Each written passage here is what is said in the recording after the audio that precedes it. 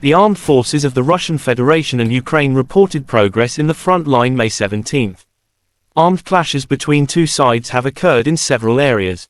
In Kupyansk direction, the attacks, launched by aviation and artillery of the Zapad group of Russian forces, have resulted in the neutralisation of the AFU manpower and hardware close to Novosyolovskoye, Lugansk People's Republic, Olshana, Petropavlovka and Masyutovka, Kharkov region. The actions of 6 Ukrainian sabotage and reconnaissance groups have been suppressed close to Timkovka, Kharkov region, Rozovka, Stelmakhovka and Novosyolovskoye, Lugansk People's Republic. The enemy losses were up to 115 Ukrainian servicemen, 2 armoured fighting vehicles, 7 motor vehicles, as well as 1 Msta-B howitzer, said the Russian Defense Ministry spokesperson Igor Konashenkov.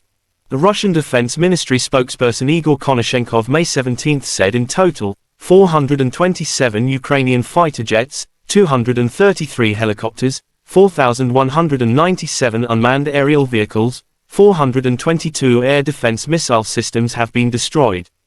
Also 9,206 tanks and other armored fighting vehicles, 1,100 fighting vehicles equipped with MLRS, 4,837 field artillery cannons and mortars, as well as 10,267 special military motor vehicles have been destroyed during the special military operation.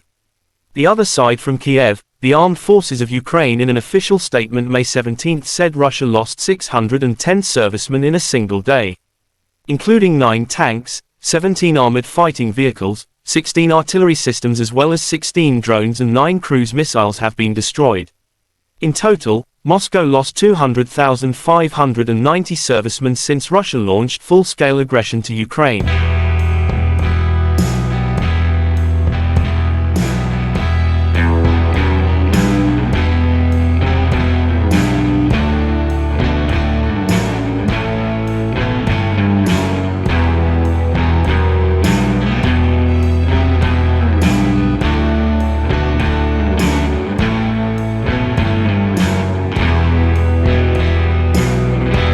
Terima kasih sudah nonton, jangan lupa like, subscribe, dan share ya!